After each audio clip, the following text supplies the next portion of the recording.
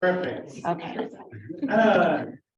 Welcome to all of you, and congratulations for still being involved in the community. It takes effort, and that's what makes communities good, is people don't lose that effort. And I appreciate Rachel and Rachel Green for doing everything to help us communicate and do all these things. But we're going to just jump right along. So we can get our paid city employees not to have such a long day.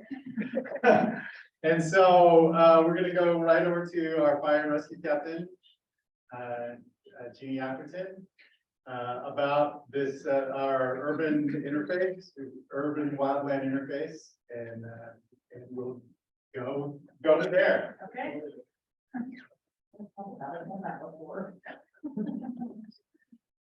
All righty. I'm excited to come here and tell everybody about our. Can you use the mic? Oh, Sorry, I should have, sorry, McKay. Is there any particular? How do I know this? Just turn it on. Ready? Yep. Hello? Okay, now it's working. So I'm really excited to be here tonight to talk to you about our Wildland Urban Interface Program. And as I talk, if you have questions, please feel free to raise your hand. I don't want you to have to wait till the very end to ask a question, because if you're like me, I'll forget and then not remember what I want to ask at the very end. And Rachel, if you have people online that want to ask a question, please let me know. I can always pause for questions. So these are the topics we're going to talk about. What is the Wildland Urban Interface, or the WUI? That's kind of the catchphrase. And what is defensible space? That's space around your home. And why do we need defensible space? And then I'm going to talk a little bit about the mitigation program that our city sponsors. Okay, next slide. Hang on. So I'm going to read this definition and then I'll give you a short, quick explanation. So the Wildland Urban Interface, the WUI is the zone of transition between unoccupied land and human development. It is the line, area, or zone where structures and other human development meet or intermingle with undeveloped wildland or vegetative fuels. So one thing about our city, so it's basically anywhere that you have developed land next to undeveloped land. So that could be backing up the Forest Service property. It could be some of the draws that we have below some of the neighborhoods up on the northeast bench. Any of that qualifies as wildland urban interface. It also qualifies down in the southeast part of Provo, down towards the lake, where we have a lot of Utah Lake state-owned property that's between the housing developments and the lake. So it's kind of any of those areas where you have undeveloped land next to homes and land that's been developed. Okay, next slide. So defensible space is the space that is around your home that you have cleared so that it decreases the risk that your home could start on fire if there is a wildfire in our area. Now, the reason I bring this up is because the defensible space is something that applies to everybody in the city. This is not just something that people in the urban interface need to worry about. Because fires now are wind driven, so we get a big fire like we did 2 or 3 years ago, the range fire that was over on the base of Timpanogos in Orem. When a fire like that happens, it can actually cause it creates a lot of embers, and the wind can catch those embers and transfer them about a mile, up to a mile. So in theory, a fire that's outside our city in Orem could cause embers to flow into our city if the wind current is, if the weather and the wind is just right. So the reason we want to push defensible space for every home in the city is because everybody has responsibility for making sure that the area around their home is clear of certain things, so that if an ember does come and land in your yard, it's not going to start something on fire that could eventually cause your house to start on fire. So I'm going to start at the center of this little graph or chart and show you kind of some things that we highlight and tell people to do. And there's also flyers in the back that talk about this, and they're also online with the agenda. You can download them that kind of talk about defensible space and why you need it. So the first thing is make sure your roof is clean and your gutters are clean of leaves and debris. So every winter, make sure those are cleaned out, because if an ember lands in your gutter and it's full of leaves and pine needles, they could easily catch on fire, and then that fire is going to go straight to the attic of your house. And those are very hard to put out. Within that 30-foot zone around the house, also, you want to make sure you're not storing firewood next to your home and propane tanks as well. I've seen a lot of people that they want to be able to get to firewood easily, so they store it right outside their door up against their house underneath an overhanging, roof of their home. And that's a really bad place for it, because if it ever gets in that, it's gonna start it on fire, and then it's gonna go right up and catch your house on fire as well. We also want to make sure trees are trimmed at least 10 feet from your chimney and roof, so you have trees in your yard that are overhanging on your house or onto your chimney. You wanna make sure that those are trimmed at least 10 feet away. The next area is the next zone, which is about 70 feet, so this in total, you have 100 feet around your home. So you have the 30-foot one that's closest, and then you have the next 70 feet, and that's where you want to try to space out your shrubs so that they're not stacked very close to each other. And then also, if you have trees that have really low hanging limbs and a bunch of brush that grows up underneath them, you want to thin out that brush, but you also want to limb up those trees so that if something gets into your brush or your shrubs and starts those on fire, they're not going to start the tree on fire. So we recommend that those are called ladder fuels. We want people to limb up their trees so that there's not a good chance that that'll start on fire if an ember lands in your yard. And then you also want, if you have a way to, I see a lot of people that have scrub oak and other natural trees in their yard. That's great. They're really pretty. You don't need to get rid of all of them, but you want to space those out. So you can space them out so they're about 10 feet apart. That means that if one starts on fire, it's probably not going to start the rest of them on fire. Okay, next slide. So this is a property that we did some work on just to kind of get a good visual of what it looks like before and after. So the home on the left, so this is up behind Timpview in the Timpview draw area. So the home on the left has nothing done. So you can see there's a whole bunch of scrub oak below the property line on this side of the fence, and then it goes right up to the house basically. And the house on the right shows where we went in and did a bunch of work just to clear it out so that, if a fire comes in and it's below the home, because we've cleared out all that scrub oak, it's not going to go up towards the home. There's a wooden deck up there. There was a lot of grass under the deck that needed to be removed as well. So they did a really good job getting this home better prepared and creating more defensible space around it. Okay, next slide. So we're going to talk about why we need to do this. So this is a video of the Melody Lane fire in Reno in 2004. It was actually started by kids playing with fireworks. So what's scary about the topography of this area is it's very identical to what we have on the east bench of Provo. So it was a wind-driven fire. It started down lower, and then the wind pushed it up into one home. And the problem is when we get one home on fire, it puts off enough radiant and convective heat that it will then set the two homes next to it on either side on fire and creates a very, very hard situation for us to get ahead of as a fire department.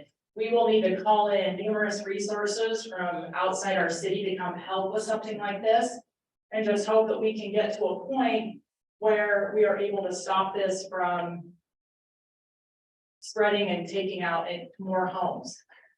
So this is really condensed down, but you can see how much damage it does. The video is only a minute and a half long, but the time up at the top tells you how fast that fire is moving. So within 10 minutes, it's in several homes. It's already in 3, and now it's starting the ones on either side of those on fire. So this is why we need to do this in our city, because we have a lot of areas that look very similar to this all along the east bench of Provo. Okay, next slide. So this photo is taken last year. So we have a seasonal fuels crew that comes in, and we manage all the city properties and some of the trail areas in our city, and that are in the urban interface to try to create defensible space in those areas so that if there is a fire, it's not going to spread further. So this is looking north on the Bonneville Shoreline Trail. It's just south of Rock Canyon. And this happened, so our crew had gone in and with string trimmers, they hiked the whole entire trail from Slate Canyon all the way up to Rock Canyon and trimmed a 10-foot wide swath on either side of the trail to try to clear as much of the dead cheatgrass as we could. So you can see in this area, there's tall grass up here, but all this had been mowed down. And so this happened about mid-August. We actually had a surge in the Rocky Mountain power lines that created a spark that fell to the ground. It started the grass on fire in this fenced area that's behind a home. And then it started moving east. Fire will travel uphill. So it was headed towards going up the mountainside right south of Rock Canyon.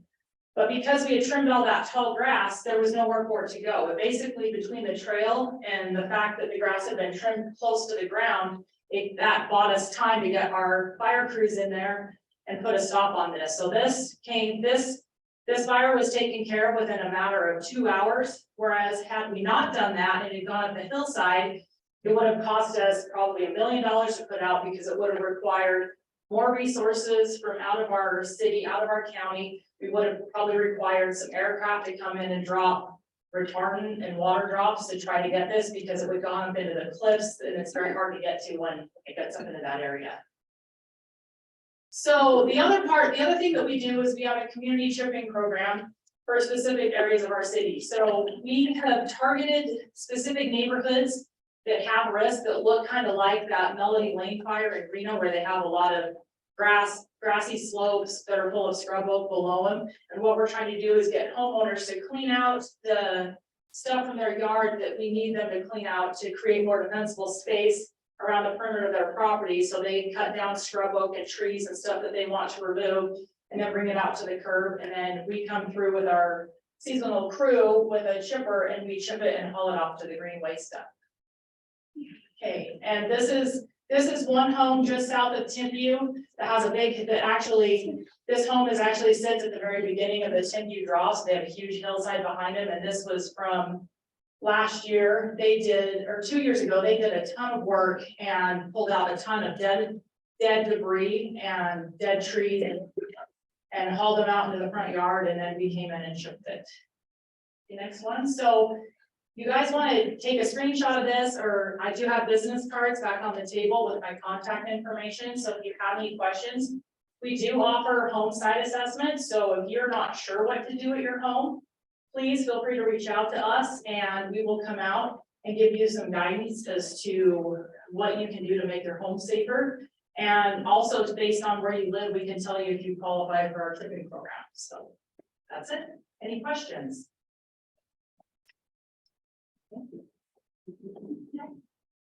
Are you anticipating, so it's wet, Uh-huh. it's gonna get 80 and 90 degrees sometime. Yes.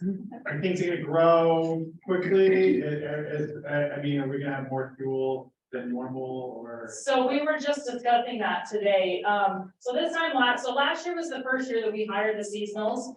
And this time last year, when they started in the first week of May, we were gearing up to do a ton of mowing. So we have brush mowers and string trimmers, and that's the good month to go in and get all the cheatgrass out. But it really hasn't even had a chance to grow yet. So I think that we might see a delay in when things take off just because it's been so cool. But once it starts to warm up and everything starts to melt and there's, depending on how much rain we're getting, I think that we're going to get a lot of stuff growing pretty rapidly. So yeah, good question.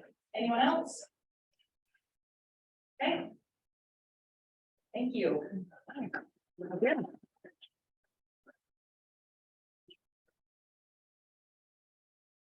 Thank you for that. Our next item on the agenda is Slate Canyon Drive. And we're gonna have some of the traffic engineers, but we're still learning how to do this, and we're still learning how to balance people at work, go to work early in the morning, and then go, hey, let's do an after hours assignment. And so in deference to what's happened there, we wanted to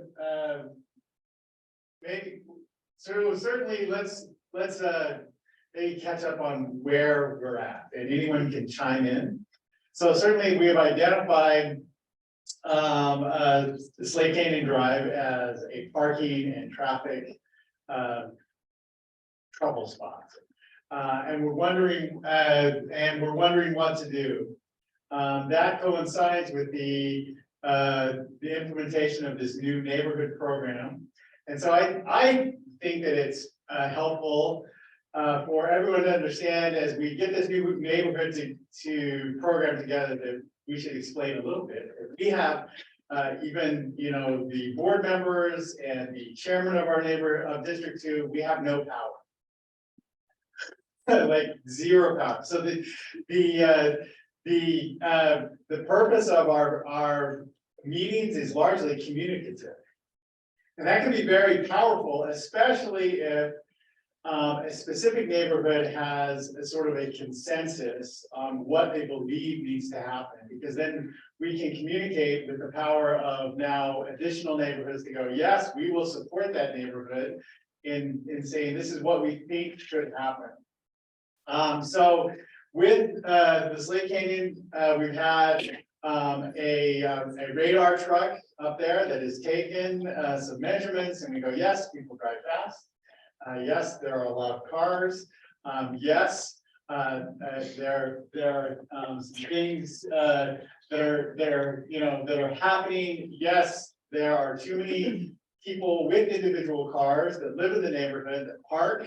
That want to park overnight, that park in driveways. Sometimes they cause parking problems. And so one of the things that needs to happen is we need to decide, what is the consensus of what will happen. So I think that, so I represent the Wasatch neighborhood, and sometimes people look at the Wasatch neighborhood and they go, we get whatever we want. This is what really happens. We argue until we go, oh, we're going to argue about this, and so then nothing happens, and everybody gets quiet. And so that happens on our high traffic streets. 1450 East is a very wide road. People travel very quickly. We don't have the density or the mobility or the commercial investment, and so we don't have the parking programs, but we have the speed. And so when we say, hey, let's do this, it comes to about 50-50. And so basically nothing has been done on this. Because when people go, let's put bumps, people go, no, let's put a roundabout, no, let's narrow it in some various way. People say, I will sue you. And so then our elected officials go, well, we're not going to spend money on something that's going to make half the people mad. We have to make something that's going to make a pretty clear majority. So I believe we've come up with a QR code. Is that right? Yeah. Now, oops, let me make sure this is on. Now, we do have a report from the police department. Well, they're kind of getting this going. Oh, great. So the police department did have the speed trailer set up, and highest speed was almost 60 miles an hour. Minimum speed was 3 miles an hour. I'm going to guess that was someone on a bike. Average speed was 24 miles an hour. Now the police, they will be patrolling during the times of day with the most speed limit violations. So because of the neighborhood reaching out, they put this speed trailer up. They've just discovered the time of the day when people are speeding most often, and they're going to have patrols out there to catch the speeders. So even though you don't have legislative power, just because of the neighborhood saying that they wanted this, police department put this out, and now you're going to get more patrols going on. And I also have a report from Public Works. Let me bring that up so you can kind of see. This is about traffic control measures. Let me make sure I can read this. I try to make it nice and big.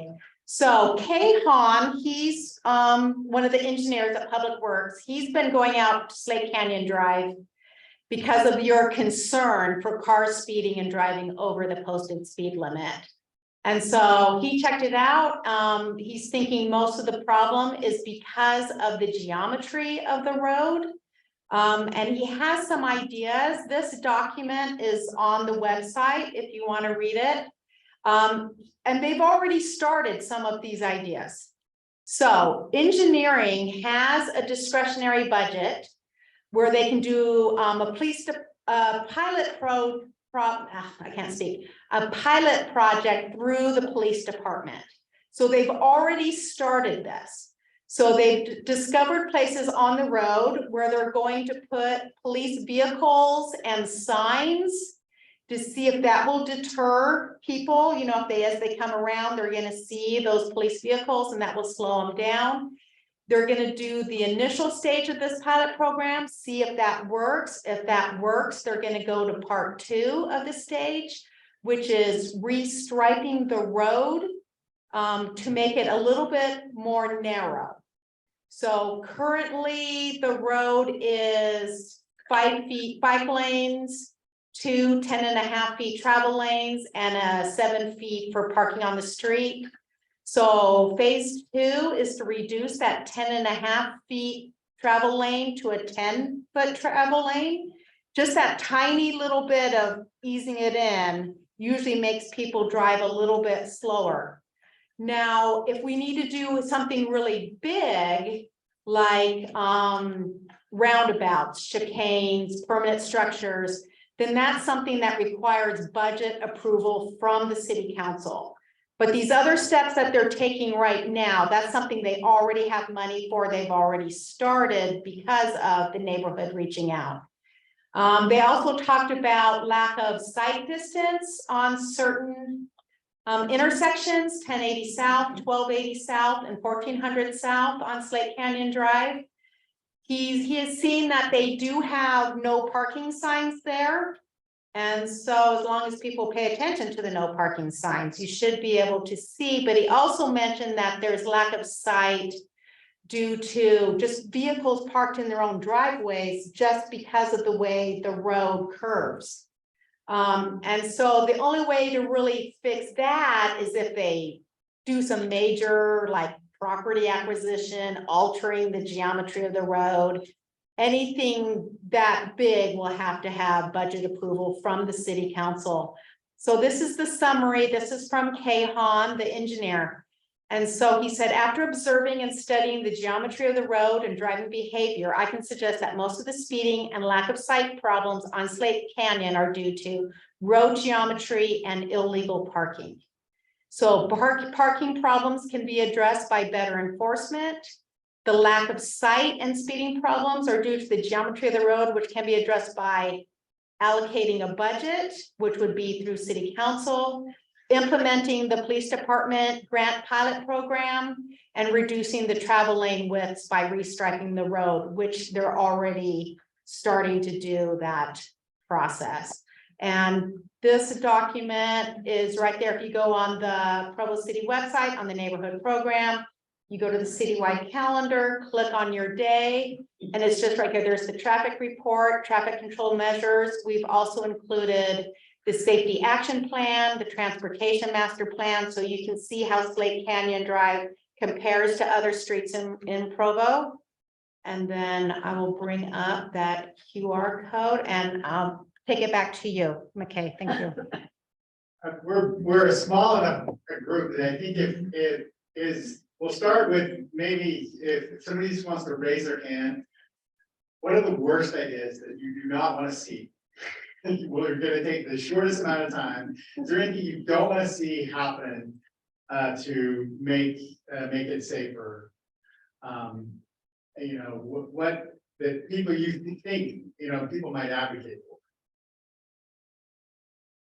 We don't want roundabouts because they put some temporary ones up and it was really dangerous. And if the road's too skinny to know where your yield is, not, you know, the sides. Okay. That's great. Dave. Yeah, so the real problem time is 7, 8 o'clock in the morning when people are getting out and going to work. And it's not so much the intersections on the road. Every driveway is an intersection on the road. As you back out and you can't see because there's cars lining the street. So the people traveling may not see you, and for sure you can't see who's hurrying down the road trying to get to work. And so you're backing out into traffic, which is basically a violation of planning principles. It's a collector road, and having personal driveways backing out onto a collector road is just not allowed. And unfortunately, it was approved that way. And the street is unlike any other street in Provo because it's an R4 zoning. It's double the density. So you have twice as many driveways, twice as many problems. So it was proposed at the meeting, and he didn't bring it up in the report, that there would be possibly no overnight parking. So by 7 or 8 in the morning, there just wouldn't be any cars on the street because of the no overnight parking. But then in the daytime, people could park freely, come and go, visit, do whatever. Anyway, Okay, just to interrupt, sorry. We were told that on this agenda, they only wanted to address traffic and speeding, no parking. So that's why he did not address parking. okay. Well, Okay. I think they go a little bit hand in hand. Do we have any, for 5 minutes or so, do we have any, now remember, you can scan with your phone and put in as much input as you want. But is there some good ideas about the speeding, beyond what we, enforcement, which we're grateful for our police department willingness, yes. Hi, so I'm Elizabeth Van Orgen. I'm a city council employee, but I also live in the Provost South neighborhood. And use Slate Canyon Drive every day. I would love some more pedestrian crossings marked on Slate Canyon Drive. The only one I'm aware of that's not at like there's the traffic circle that kind of goes in around like 3rd South, and then by the church by the south section of Nevada Avenue. Those are the only 2 that I know of that are marked, and so I would love a few spots along kind of the more populated stretch of Slate Canyon that have crosswalks that are marked on the road. Hi, I am Maria Daly. I also work for the council office, but I also live in the Provost South neighborhood. And I agree with that because sometimes driving to work to here, there's a lot of school kids that walk along the streets of Nevada Avenue, Slate Canyon, to get to the bus stops. And they're just walking in the road at any point, just crossing the road at any point, because there's no pedestrian crossing. And I drive like 10 miles an hour, so I'm scared because they're teenagers. I'm scared they're gonna jump out and shoot them. But other people do not, and they're just driving like 35, and there's just kids crossing the road indiscriminately. So maybe some pedestrian crosswalks would just kind of signal to people to look for pedestrians, which might help speeding, but also just safety would be helpful. I think that's great. I think we, Rachel, if you get that in the minutes, so that can, and Ruth is taking minutes, and Catherine I can be sure and ask those questions.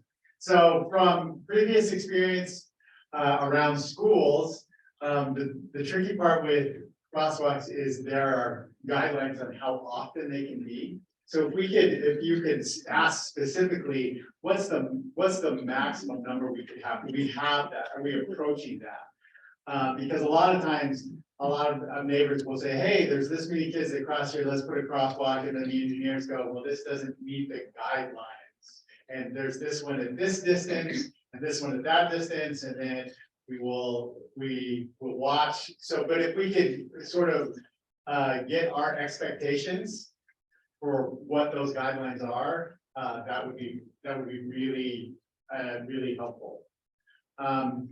Anything else?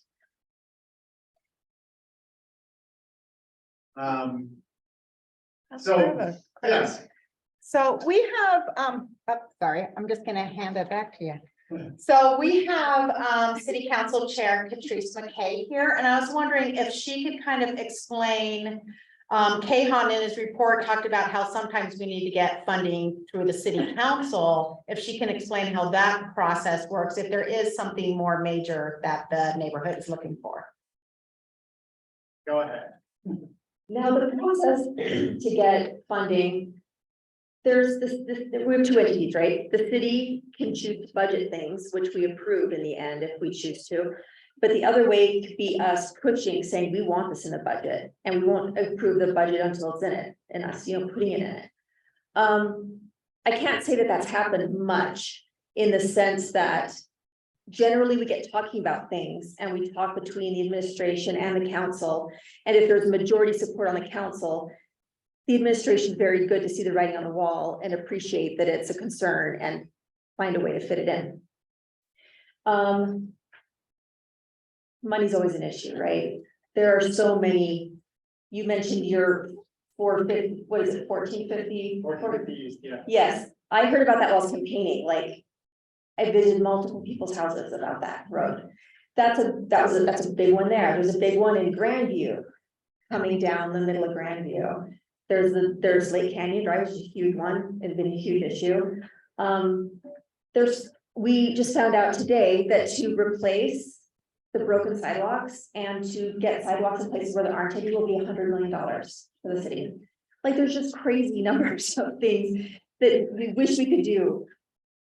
But it's absolutely true that the squeaky wheel gets attention. It's true that, you know, things happen, whether someone gets hit or there's a horrible accident or numbers prove that, you know, hey, this point needs to be addressed. Right now on our stats, as far as number of accidents, Slate Canyon actually isn't up at the top.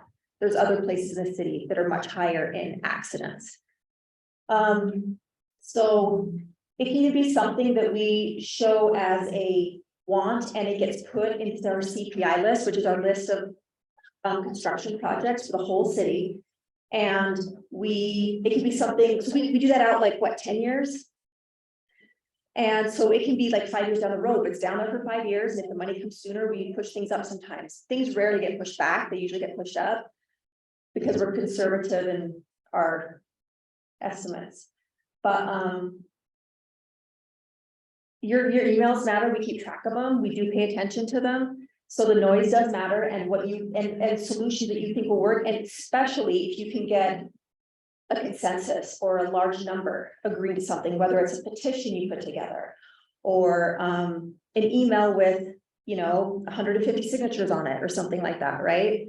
The Edgemont area just did that with the Blue Rock sign. Like, there's things like that that we notice and we pay attention to, and because we want to, our goal is to make the most people happy with and use our money as wise as we can for the betterment of the city as a whole, you know, so. And beyond that, just the community conversation often helps. There has not been any budget expended on 1450s but. You got those flashing lights, right? Yeah, I mean, but there's not asphalt or changing sidewalks or an extra crosswalk, but the community letting their neighbors know we were worried about this. We were worried about this, and it's a regular conversation, and it actually improves the situation just by people paying attention a little bit. But there are things that can be done as well. Yes. Okay. So I'll just stand here for a second. So we live on Slate Canyon Drive, and we have for 25 years. We live on Slate Canyon Drive, and we lived there for 25 years, and I've just seen, you know, cars speed. So they brought for 2 weeks, Provo City, they said they would bring 2 policemen, one at the beginning and one at the end of Slate Canyon. There's 105 homes on our street, plus all the condos, but just on the street. And so they came up, and you could hear the sirens going all morning, all day, all night, because they never left for 2 weeks. It was 24/7. And they did over 200 speeding tickets in 2 weeks on Slate Canyon Drive. So we know we have a problem. But what I think is this police car, if it could be, because apparently they have a spot where they chalk that it will be parked there. I really believe that will really help our speeding problem to have the police car there if it's in the budget. That's what I propose, because apparently we can't have speed bumps. It's a collector road, we can't have stop signs or stop lights, and we can't have dips, and there's just so many things we can't have because it's a collector. But I think a police car will slow everyone down. Makes 2 cents. Is there any of the radar signs? What's the speed for people? Yeah. Oh, yeah, that's all done. Both the ends, but not in the middle. Well, there is one in the middle. There's one at the south end and one in the 3. Beginning, end, and middle. Okay. And they, you know, go right past them, and that's why we need the police car. Tell them they can't just zip right past them going 50 when it's blinking 25. Okay, So for clarification, the signs that we have flash the posted speed limit. They don't flash the vehicle's traveling speed. Yeah. So though, the improvement from status quo would be posting vehicle traveling speed instead of just the posted speed. Yeah, just 25, yeah. I'll get to you next, Dave. We'll go. Okay. There's one on 2230 north, I think, one down there. Yes, And I was guilty as everybody, but it gets my attention. I look at that, that, oops, I'm 550, it would turn. and that's a better budget expenditure than asphalt, you know, really, yes. So changing the signs out, so it would actually show what speed you're going would be great. But if you could find a company that shows that the sign is smart and it keeps track of how many people go by and what their speeds are, so at the end of the day, you know how many people were actually speeding and what speeds they were going. I keep an eye on working on the back, you know. Huh. Take a picture of their license and send them a ticket. That's what they do in Oregon. That's a There's no- state legislature thing, so, It works. yeah, I got one of those tickets in Spain. So, you know, a month later, oh, okay, didn't know, so. Well, we, again, public safety is certainly should be one of our concerns as neighbors. Is easily one of the highest concerns of our elected officials when we can define it. And we're moving in slow progress towards those things. I know, if Rachel will forgive me, yes, there's a parking thing, so maybe we'll get that on another agenda to specifically address parking. I'll just mention that in the Wasatch, everybody sort of wants to go to least restrictive, and least restrictive in the Wasatch neighborhood ended up, certainly, there's not the density, but the proximity to BYU and Education Week and the basketball games and the football games, and everybody was worried about parking. It was some terrible signs that just said, don't park here. And that was for the most part good for the neighborhood. And they were signs that could be, for Education Week, I noticed that they moved them to the middle of the road. We have some large intersections and they just put them up, they say, no Education Week parking here. And so that's why the permit program didn't catch on in Wasatch anyway. That was proposed, people went, oh, what am I gonna do for the family reunion, or when somebody comes to visit, or they sort of tried something that least restrictive until they found, oh, that's good enough.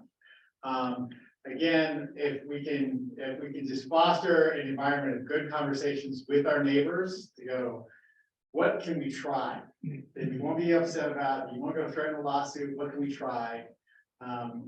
Will be the best thing. And so as helpful as this meeting is, the conversations that you have in your neighborhoods with your neighbors about these, what we think nothing can happen, can actually improve quite a bit.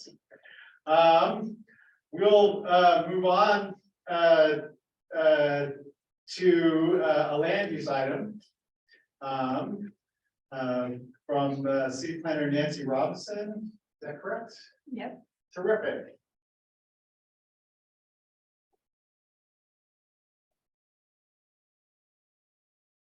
Thanks. I am new to this, so I will do my best to give the information that you guys would like and be able to answer any questions. Rachel said she just had a couple of slides. Thought this was important just to see the entrance and exit for the facility. Would be off the entrance, but only be on Slate Canyon. There would be an exit both Slate Canyon Road and State Street. And then I think Rachel said she had some elevation drawings. Or Wiggy Wash, and right now it's still under a planning review phase where they're just going through the project plan to be able to make sure all their engineering specs are correct for what they're proposing, but I'm not sure if you guys have any questions for me. This is a new process with our district situation, as opposed to neighborhood meetings. What is the process for this? Plan approval, this is informally?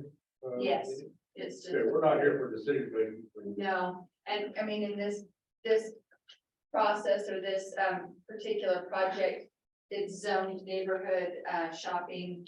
It's an approved use in the zone. So they are, you know, within their right to be able to have this facility.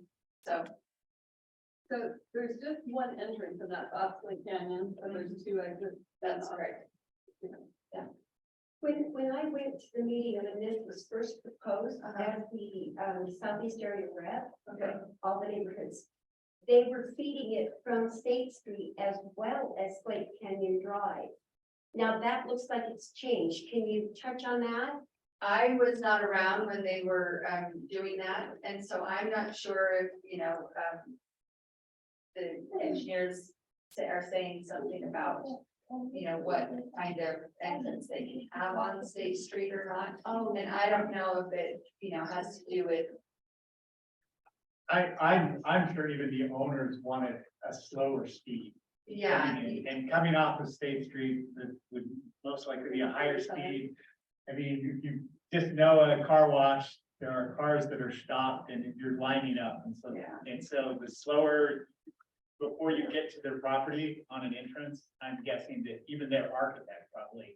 well, encouraged that. when, as he discussed it, and I'm really impressed with this whole thing coming to us. But as he discussed it, he indicated that having two speeds would allow people, what's the word I'm looking for? Because sometimes to turn the corner and try and get into the one on Slate Canyon is so difficult that it would be easier to speed whoever can from State Street. And where that exit is, I mean, the whole thing for 7-Eleven there is just larger. I mean, the space as far as that's there, which to me would suggest it's still safe. We got another in and out right behind them. Well, that's the feeder. yeah, but they can exit here too. You got the street, you got the other one. Oh, yeah. Those come where you I mean, you're right, it does also look like it does feed into, I mean, that they're gonna have an entrance into 7-Eleven. Right. Nancy, I have a comment from Lisa Jensen. She is the Planning Commission Chair. She says it still has access from State Street through the 7-Eleven parking lot on the north side. Okay, so it would be just right here. There, and here, Okay. so it looks like, yes, that they could have it come in there. Go ahead. I like the design. How are they handling the elevation difference on the property from the east to the west? It changes elevation significantly. Yes, is the microphone still working? But anyway, it's just what is consistent with code, what the code allows them to be. It falls within the height restrictions for that. So it's still going to be the same. It looks like one is a little bit higher, but that's probably the entrance and then versus the exit. So did you have a question too? Okay. Is that what you meant, Dave? I'm sure it's a retaining wall. It's off the slope. Oh, okay. Retaining wall. Yeah, I haven't seen whether or not it has the retaining wall. I mean, from the shape of the building, I don't see a lot of elevation tilt. Yeah, the Yeah. building has to be flat, so Yeah. it's like, you're gonna have to have the entrance to, or, you know, the pathway leading to the drive-in, something's gotta be on a slope. Or a huge retaining wall to Or make it'll up the be- difference. Yeah, be grading, I'm not, If yeah. you go back, you know, I'm pretty sure, I mean, the advantage of having a chain is there's no way they'll put a slope anywhere where somebody is gonna put their car and then look at their phone Yeah, and put it in neutral. And neutral is, everybody's gonna be putting their car in neutral here. They're gonna have, all this is likely to be flat, especially from skiers. okay, so they'll just Great. create a big retaining wall. Retaining wall, yeah. along this Okay. property. Okay, my question is, are they planning to put a left-hand turn lane from the Slate Canyon side? Because we get people all the time turning left into the 7-Eleven from Yeah. Slate Canyon, rather than they should be turning left onto State and then into the That's 7-Eleven, but it's a problem because all of a sudden you've got that roadway blocked and it's a danger. Yeah, that's a good question, and it'll just be something that I'll have to bring up with, the engineers that would be in charge of that portion of it. If it does back up and people are crossing State Street and then you're backed up waiting for people to turn left into 7-Eleven already, so it's blocked. I make sure that they're aware of that. I'm at 7-Eleven. Can't turn left, there's too many cars, there's too many cars at the entrance already. I often will go up Slate Canyon Drive through that neighborhood, and we're already talking about traffic and cars. Just because it's too congested Okay. with 7-Eleven entrance being that close to the intersection. That's what I'm looking at, that they've got a second entrance that close to 7-Eleven. I would just imagine that certain times of the day, you would have a lot of cars backed up there. Yeah. It's gonna cause congestion, and I think that you, I don't know. Yeah, I'll be sure. I just wondered if the entrance could be further west, Yeah. at the very top, just to give a little bit more space for the turn lane. Yep. I don't know. I'm guessing that they pushed it because of that elevation, because if they have an entrance now, they've got to come down to where it's less expensive to dig down up here and to raise the rest up. And so that's why they pushed this all the way down here, so they'll be really reluctant to move it anywhere up. Because it's difficult. Here's the thing called common sense. Yeah. And most people do not want to sit in a line, they will go and do something else, so I don't mean to be ignorant about the concerns that have been raised because they're valid. But, who knows, that just might help with some of the speeding on stuff. Some of the speeding and I think, if they brought their engineer, they would say that's what all the queuing space is for. Is so that there isn't a line out here. They're trying to account for queuing on their own property. So that the city eventually doesn't get mad at them for having people, wait in line out on the street. Are they addressing the easement that would be an issue with 7-Eleven? You create a lot of traffic, right? Yeah, I'm sure that the engineers have looked at that. Yeah. Is there another hand or anybody else that I saw? Why, you should have said a lot of them, I'd like to see a concrete, the thing so they can't make the left into it, or, into or out of 7-Eleven. So there's times, to live there, you go through the light, and then somebody, usually they're last minute, they decide that, oh, I'm turning into 7-Eleven, and so they're just stepping on the brakes and you're right behind them, and it's dangerous. Yeah, that's hard. Well, I can certainly bring these concerns up. Let them know. But the coolest thing about this, do you know how much water they recycle? That's the coolest thing. I'm serious. I don't remember the numbers, but I was very impressed. Great. Well, if there's no other questions, thank you. Thank you for coming.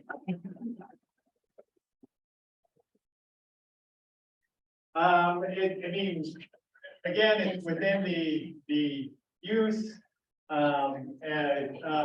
so it's not a zoning change. They get to do that.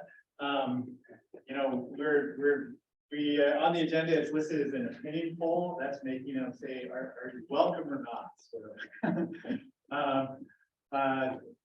Do we want to do that, or you can table it? It's your meeting. You want to? I'm excited about it. I go to Springville to Wiggy Wash to get my car washed, so I'm very excited, because all I have to do is go around the corner. But I do want it to be safe. So maybe we'll just go by unanimous consent, we feel fine. Is that right? Straw polls. We can do, okay. Anybody, all in favor, you know, the Wiggy Wash looks pretty good. And those that would rather go without, There you go. there are none, so we're no opposition, so. More retail business in the city is always good, yay, for retail business. So, so thanks for that. I don't know if, so the next item on the agenda is, Catherine asked, for ideas about our, community development grants that are available in the city. And, can we do a Google map, maybe of, Slate Canyon or Kiwanis Park, and then I can move you. And we can show where, the community development grants, they have some specific strictures, it's a specific amount of money, which is not a tremendous a lot. But maybe if we just go to Google Maps. Hang on a second. Maybe you can explain why we're looking at this pattern. I thought it would be easiest with a map, yeah, to show. So around what address are we doing? Just Kiwanis Park. Okay. Then we'll go east.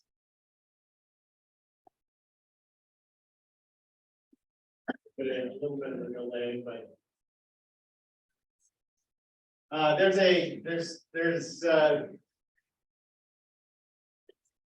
great, and we'll just, you can just, close the side, just, yeah, and then we'll just zoom in just a little bit.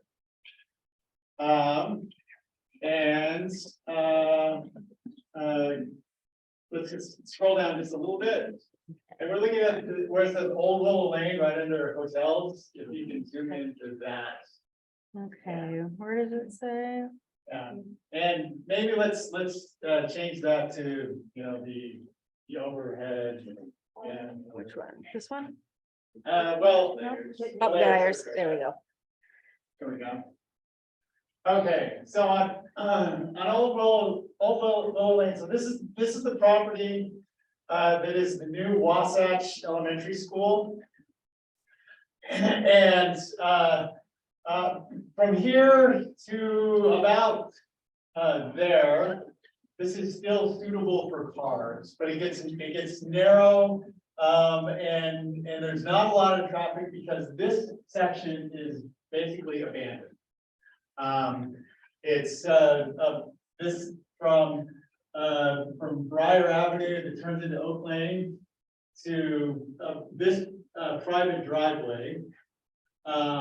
It's abandoned, meaning that there is some old asphalt, but there's mostly weeds. And anyone who likes to hike either the White Trail or the Shoreline Trail, they will often, you know, just walk off of Oak there, and they'll come down this quiet little spots where there's weeds and there's large puddles. To come over and then go up to the trailheads. But as we're looking at for safe routes to school, you know, there's a lot of elevation changing, but certainly, you know, what's been designed is a lot of the walking bus routes is what they call it, meaning that it's not really a bus, it's just that you walk all at the same time and parents watch out. Is on Locust Lane. Locust Lane is another wide, it's a wide street and straight, and so speeds get a little bit higher.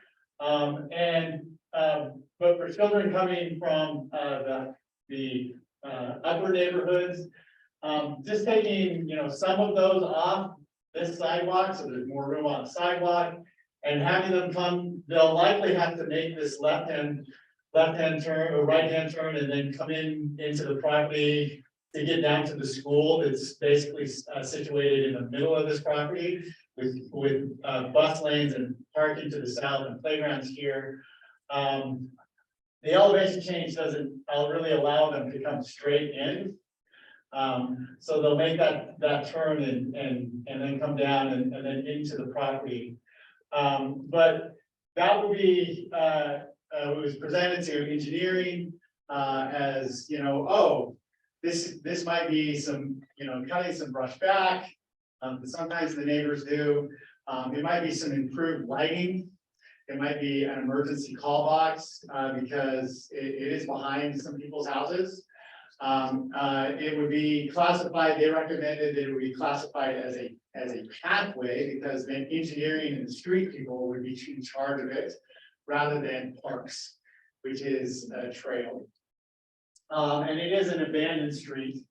But you know, we put that forward in preparation a little bit for, because all of these neighborhoods are certainly within the radius where they're walking distance to school. And so just adding that one little safe zone, and out of the way, making it easy. You know, I proposed it, I guess, so I thought that was a fine idea for the school, and I still think is there time for other proposals, or? Yeah, this is actually a particular CDBG grant and can be possibly, from my last meeting with city engineering, combined with some engineering funds, discretionary funds, to pave that pathway. The CDBG funds might be used for the low level lighting for the kids, because it does get dark earlier in the winter and things like that. But engineering loves it because this plan, because it takes kids off of the busier roads, puts them on a safer pathway to the school. CDBG was very supportive of this plan. So this is a particular fund. It's not all our CDBG funds that we can apply for. It's in one particular pot, and to be honest, I can't remember what that pot is called offhand. But so we can still look at other proposals in other neighborhoods as well. So that's just one. If you're not aware of the CDBG funds, they're a great resource. You know, we have businesses they help businesses with the facades. You've gone down Center Street, you see a lot of those facades have been renewed. Those are CDBG funds. So they have little pots of money, and this is a particular pot of money that engineering was suggested when I met with them 3 weeks ago, that they might be able to put some funds into being able to pay it, because then otherwise we're choosing between. Well, sorry, I have a hard time talking at the moment, so loudly. But if we can combine the funds, we might be able to get the paving and the low level lights and a call box. And the call box was actually suggested by city engineering. So we do have the support of both of those departments right now for this project, but we can still take other suggestions from other neighborhoods for projects. Great. We thought we'd just explain that, and as we move forward, we might, you know, come and ask for formal support, but we wanted to let you know one of the things that we were working on.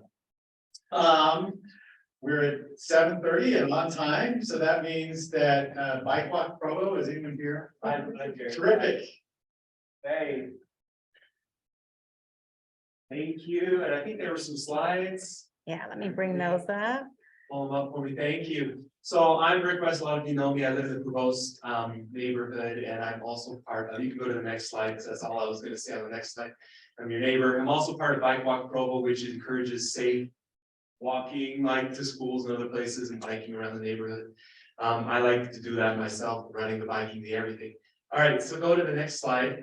What we're proposing is, how many of you know that there is a safe, almost completely off the road path from Provost Elementary to Bicentennial Park? Did anyone know that?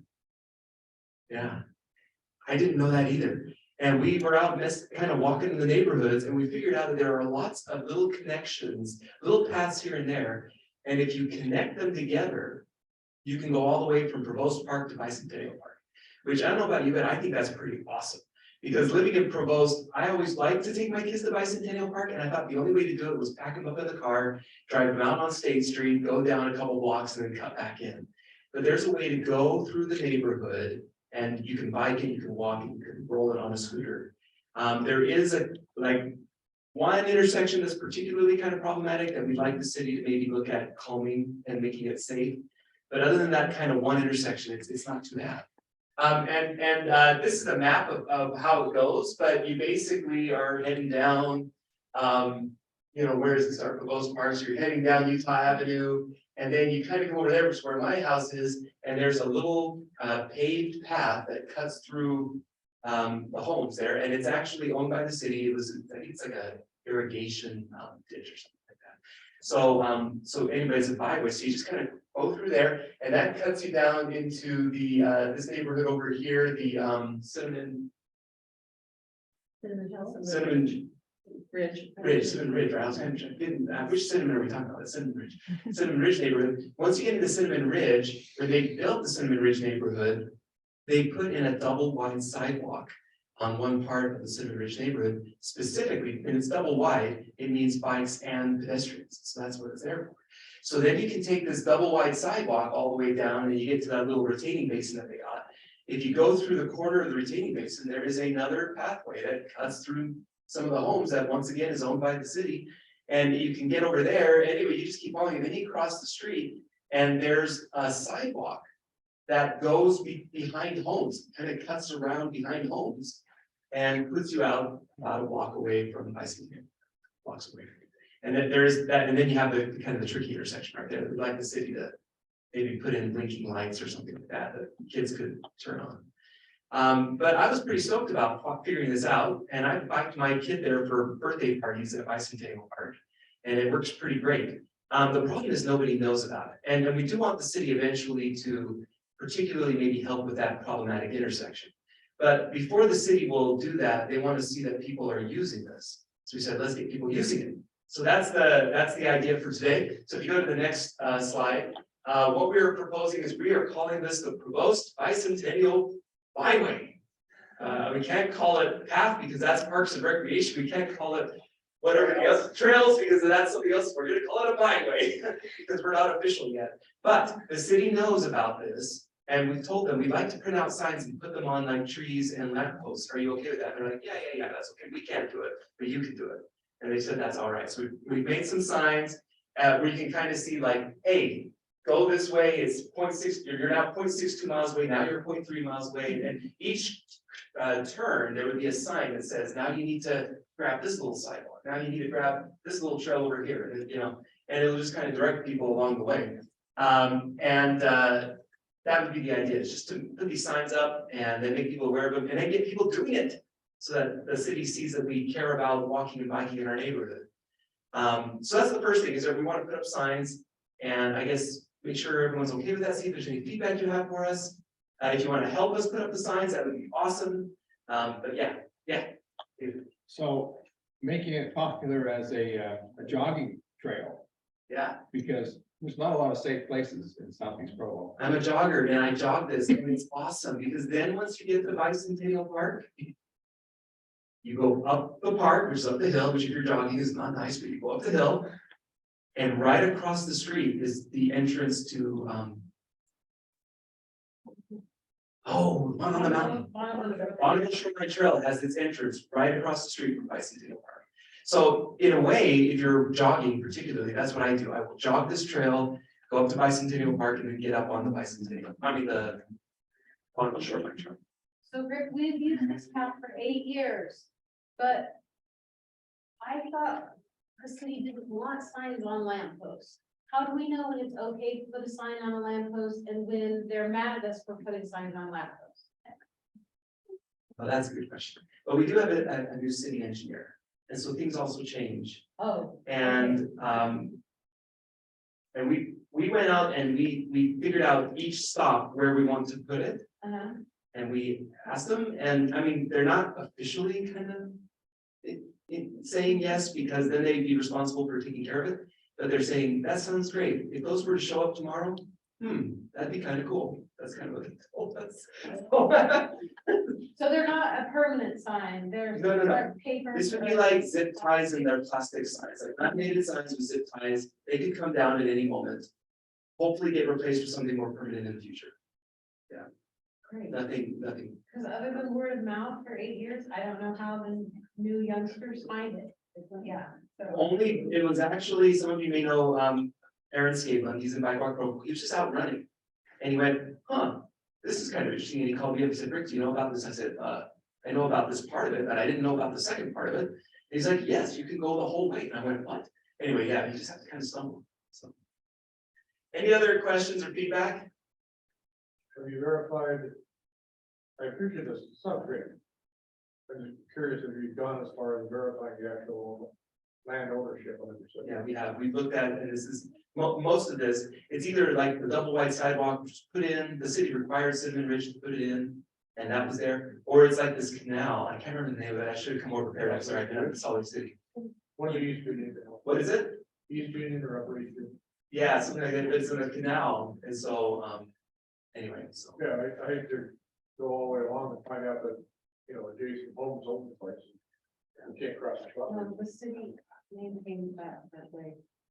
I think, which makes me think that a long time ago, the city had some kind of sign for all They this. did, when that development was built, they intended it to be a connected path as part of the city. It just kind of never happened.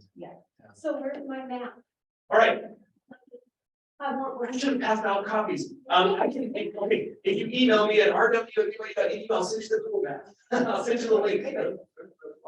But yeah, we have the slide, and I guess they can send it out. There's this.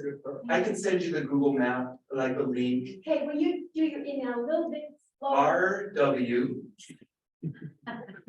at BYU.edu. So that's just the easiest email. But I've got another way for you to get to know this awesome trail. Next slide, please. Next slide. Next slide. Aha! Neighborhood bike ride. So May is bike month, and we're trying to figure out things to do throughout the whole city. Though you kind of go for bike month, and we said, why don't we do a Provost bike ride? And we're thinking May 22nd is a Monday night, which is kind of nice, around 6:30. Hope that's okay, good time. And we thought we would start at Provost Elementary, and we've done this once before, it was really fun. So you get some, everyone, you can do scooters, you can walk, you can bike, and we'll just do it together. And we want to have the signs up like this. So the signs will be up, so everyone will know what we're doing. And we'll just kind of bike it together and then end up at Bicentennial Park. Now that's it, the whole thing takes about 10 minutes. But then I was thinking, well, could we do something kind of fun with this? And this is my request maybe for our neighborhood leaders and people. I don't know if we have any funds as part of our neighborhood program, but maybe, could we use maybe some money and buy like popsicles or something, maybe have something at the end at Bicentennial Park? And does anyone know of like maybe some kids that are still in their garage band phase in their mom's garage, like could we get them to come play at Bicentennial Park, or maybe have some busking or something like that? I don't know, it'd be kind of cool to do like a neighborhood little party at Bicentennial Park. How would I do that? I don't even know how to do that. Like just call them up and say, can you be there? 7 o'clock. There's a network. Maybe, yeah. They actually set on. No, it should be. It just takes a minute to. Okay. Oh, is that not working? Anyway, there are companies that organize food trucks. You just can Google it and find them. Like Provo, food trucks or something like that, and see if they come out kind of cool. Any other ideas to make this kind of fun? Do we have any like little neighborhood performers that might enjoy coming out and doing some performing or something like that? How would we advertise, I guess, on the Facebook groups? I don't know. Yeah. Don't forget them. Because everybody wants to run a pick. There's a bunch of people out there that some reasons. Yeah. And some of them would like to say, hey, each one is good. Right. The schools, schools Facebook page, and they have one flyer for the school that goes home with everybody. Yeah. Schools are filling such a way when you get the kids to come to concerts or something. Concert day. The Timpview Battle of the Bands is coming up, and you could have a prize for the Battle of the Bands that they could play on May 22nd at our neighborhood bike ride. That would be so fun. And I think I know some of the band groups, I think I can give a word to Tim View if he wants to send me a little write-up to pass on to the Battle of the Bands. Would that be fun to have like a teenage like band like playing there when you get there, right? There was another comment over Oh, here. that's what I was gonna say. Okay. That's a cool idea. Okay, so I need to email Christina. Check the parks regarding the notice of it, well, the big, activity shows up in the park, I don't know. Oh, yeah. Who do I have to know? See, I don't know any of this stuff. Parks Department, so the Parks Department know that we're gonna be showing up. People were having such a bad that they do less. And where's our money? Yeah. Be careful because you get a certain amount of people, you're gonna have to get permits That's the point. and things like that, so you don't wanna go so large that all of a sudden you are running into, a lot of red tape. Well, so last time we did this, we had about 15 people. If we get 50, I'll be thrilled, or 100 or something like that. Yeah. 100 decibels, 100 people, 100 decibels. I think that's really like. This Saturday is Slate Canyon Saturday. If you want to put a sign advertising your neighborhood bike ride of the Slate Canyon with a sign. For the cleanup. Yeah, because we'll have a whole slew of education moves and you can put a little display there about the neighborhood bike ride. Okay. Cool. All right, I'm gonna go, I'll pass off the microphone. I'll go take notes, but I guess if you're interested in helping us hang the signs, there's my email. If just write it down and I guess just spread the words. You wanna use that or you wanna? Both of them kind of go to the same place, so. And then maybe, I don't know, if there is money for popsicles or if anyone has that, that'd be awesome. I can try looking into. Our pops are really cheap. Yeah, so yeah, just let me know. We can talk about it. Okay. Thank you.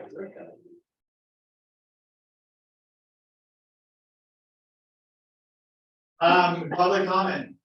Is there anything that's going on or we should get on our radar, we should start asking questions about? Anything about anything in our neighborhood?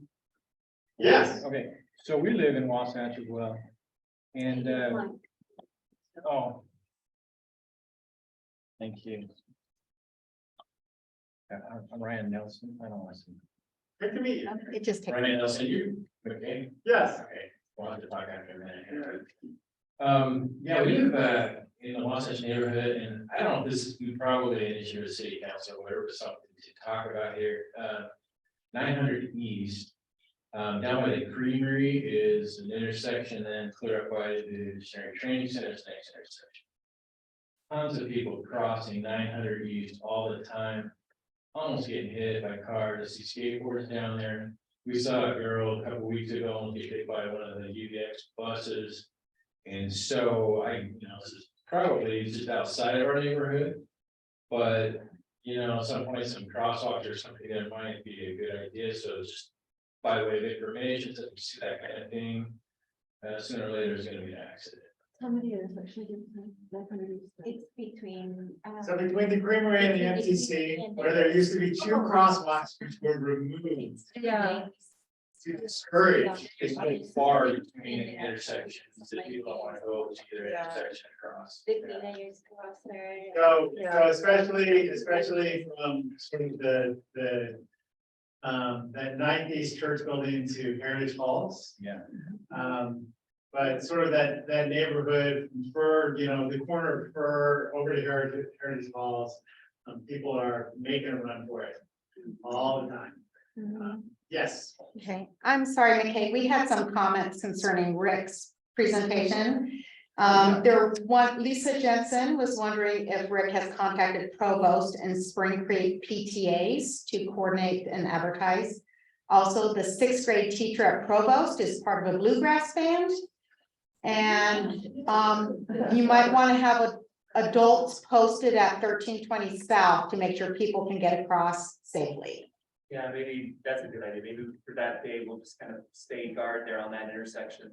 Who's the bluegrass player? Bill? And, How do I contact him? he lives in the blue house at the roundabout by the state mental hospital.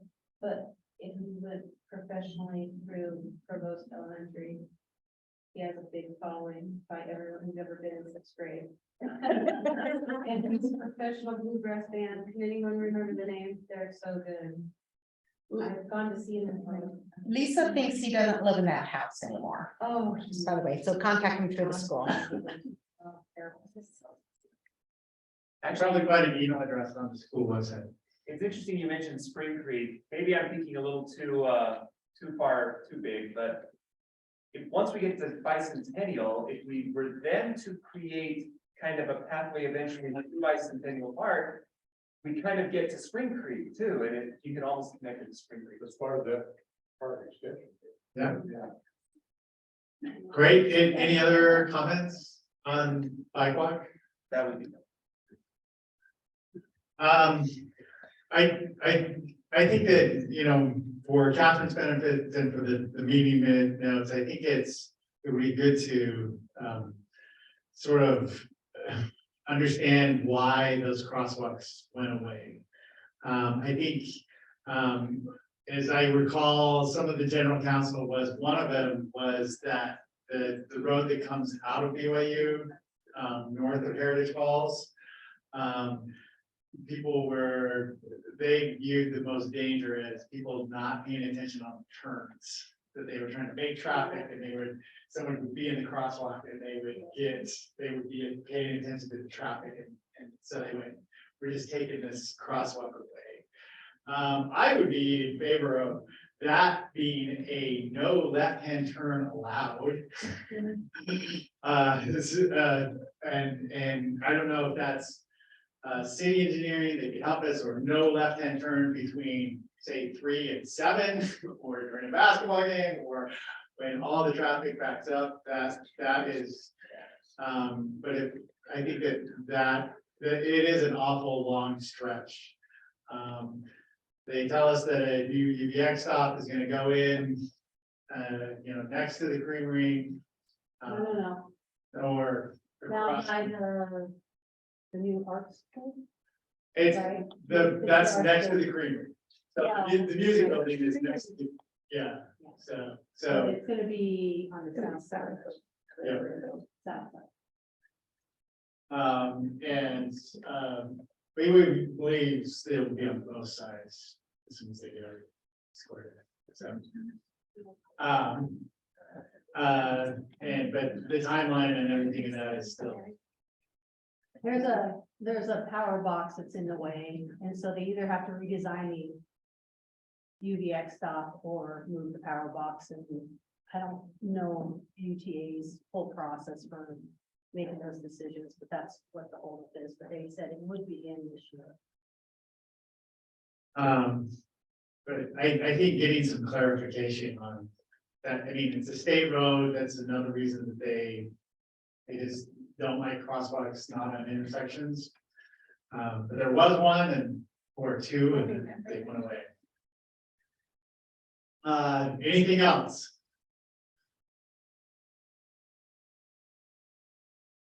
And we'll let Christina sell Slate Canyon Day. So,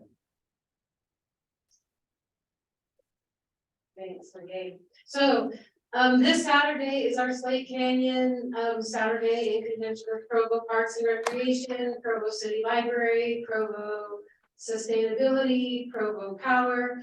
So there are several different educational booths and the following projects. We're working on the Bonneville Shoreline Trail. We're removing invasive myrtle spurge in conjunction with 8th grade science students at Centennial Middle School. And the police department is there with supplies for graffiti removal. And if you haven't seen the new murals in the pit toilets at Slate Canyon Trailhead, you'll want to make sure and check those out. And actually, one of the park's employees volunteered to paint those murals and as a graffiti deterrent, and it's pretty cool. The Provo Parks and Rec have been working really hard on pruning debris so that we can treat the winter erosion on the bike skills course. So all those projects will be going on, and the Provo City Hillside and Trail Task Force will have engineer Gordon there at one of the education booths, so if you wanted to talk to him about any of the things you care about, he'll be there listening to citizens that day. Yeah, I just wanted to say, Gordon Haight, the city engineer, is very sorry that he wasn't able to be here. And he wanted to make sure that everybody knew that he would be there at Slate Canyon from 10 till noon. So any of your city engineering questions, he's looking forward to speaking with you. So it's official, we're not ambushing him. He's not. Nope, he brought it up. Great. Terrific. Is there anything else? We've come to the end of our meeting. If we did have power and we really did have to do all those things, we could say we've reached the end of our agenda by unanimous consent. Meeting is adjourned.